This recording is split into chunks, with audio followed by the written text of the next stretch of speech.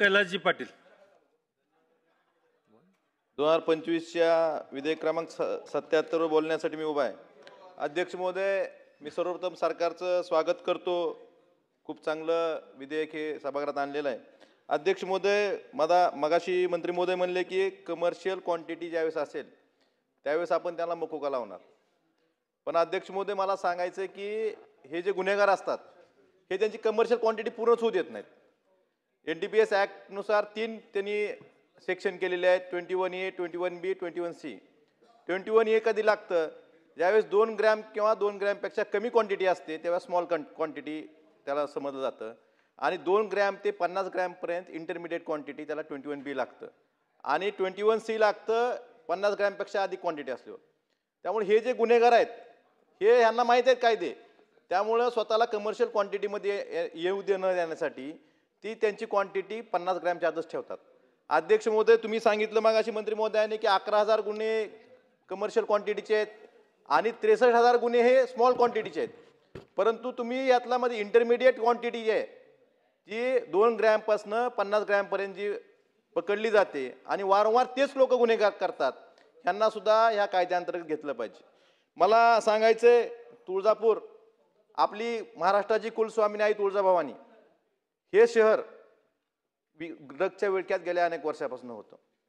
या ठिकाणी पोलिसने कारवाई केली, 59 पुड्या पकडल्या आणि क्वांटिटी किती दाखवली? 45 ग्रॅम. कारण त्यांना कमर्शियलमध्ये येऊ दिलं नाही. 3 वेळा कारवाई झाली. सुरुवातीला 15 फेब्रुवारीला 45 पुड्या पकडल्या, 45 ग्रॅम क्वांटिटी दाखवली. नंतर 4 मार्चला 17 पुड्या पकडल्या, 10 ग्रॅम क्वांटिटी दाखवली. नंतर 5 मार्चला 13 पुड्या पकडल्या, 8 ग्रॅम क्वांटिटी दाखवली. एकच गुन्हा, परंतु दरवेळेस वेगवेगळ्या क्वांटिटी दाखवत त्यांना कमर्शियल पर्यंत जाऊ द्यायचं नाही. मग हे कुठेतरी कायद्यात पळवाट. आपण कायदे करतोय चांगले खूप, परंतु कायद्यात पळवाट काढणारे सुद्धा हे गुन्हेगार आपल्या पुढचे आहेत. आपण कायदे करतोय, पोलिसांना हाताशी धरून असंच. मला सांगा, आजपर्यंत तपास झाले 1 पुडी 1 ग्रॅम तर असेल ना, मग 59 पुड्याचं वजन 45 ग्रॅम कसं होऊ शकतं? आजपर्यंत इन्व्हेस्टिगेशन आपण जे केलेलं आहे पोलिसांनी, आपल्याकडे त्यास माहिती असेल की एक सरासरी पुडी 1 पुडी 1 ग्रॅम तरी असायलाच पाहिजे. त्यामुळं माझी विनंती आहे की ह्याला स्मॉल क्वांटिटी न पकडता इंटरमिडिएट क्वांटिटी 2 ग्रॅमपासून 50 ग्रॅमपर्यंत जे क्वांटिटी वारंवार जे पकडले जातात त्यात गुन्हेगार, एकाच गुन्हेगारांना समजा 2दा 3दा. आता तुळजापूरच्या बाबतीत सांगतो, संगीता गोळे आणि वैभव गोळे यांच्यावर आधीही गुन्हे दाखल आहेत मुंबईमध्ये. हे मुंबईचे आहेत. ह्या म्हणजे तुळजापूर प्रकरणात मुंबई, सोलापूर आणि तुळजापूर हे 3 जिल्ह्याचं नेक्सस ओपन झालं. त्यांनी 4 महिन्यापूर्वी एका माणसाचं नाव सांगितलं, त्यांच्या चार्जशीटमध्ये सुद्धा आहे, त्यांच्या जबाबात आहे, अतुल अग्रवाल.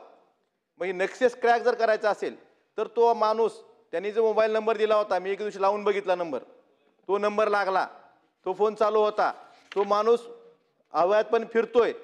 मग आजपर्यंत आपला नेक्सस क्रॅक करायचं होतं, त्या माणसापर्यंत पोलीस आपले का गेले नाहीत, ह्याचं उत्तर गेलं पाहिजे. अध्यक्ष महोदय, तसंच परांड्याला सुद्धा ड्रग्ज पकडलं गेलं. काय झालं? ड्रग्जचं सॅम्पल त्यांनी आपल्या फॉरेन्सिक लॅबला पाठवलं. कोणाच्या हस्ते पाठवलं? सुधीर भाऊ होमगार्डच्या हातून पाठवलं. रिपोर्ट काय आले? तर कॅल्शियम क्लोराईड आहे म्हणून, ड्रग्जच नाही म्हणले. त्याने ज्यावेळेस पकडलं त्यावेळेस ड्रग्ज म्हणून पकडलं आणि रिपोर्ट येताना कॅल्शियम क्लोराईडचे येतात. हे रिपोर्ट कोणी बदलले? होमगार्डच्या हातून तुम्ही सॅम्पल पाठवता. नंतर ह्यावेळेस ह्याच्या तक्रारी झाल्यानंतर परत ती बी समरी करायचं पोलिसांनी रिपोर्ट दिला होता किंवा केस क्लोज करून टाका. नंतर तक्रार झाल्यानंतर ही केस परत ओपन करायचं ठरलं. पण जर आपण कितीही कायदे, मगाशी साटम साहेब म्हणल्यासारखं, आपण कितीही कायदे चांगले बनवले तर खाली इम्प्लिमेंट करणारी एजन्सी जर चांगली असेल तर ह्या कायदे बनवला अर्थ आहे. त्यामुळे माझी विनंती आहे की ह्यात वारंवार जे लोक म्हणजे स्मॉल क्वांटिटीच्या बाबतीत आपण जे म्हणताय फक्त कमर्शियल क्वांटिटीज घेऊ नका. एका गुन्हेगाराचं जर नाव 2-3 वेळा जर आलं तर त्याला सुद्धा हा मकोका लागला पाहिजे, तर त्याला आळा बसू शकेल.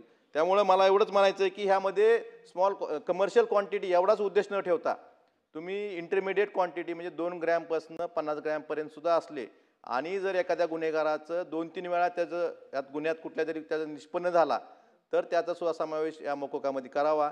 आणि दुसरं, अभिमन्यू पवार साहेबांनी सांगितल्याप्रमाणे आमच्या भागात अवैध दारू त्या दिवशी तिथंच त्याला सोडलं जातं पोलिटिशियनला.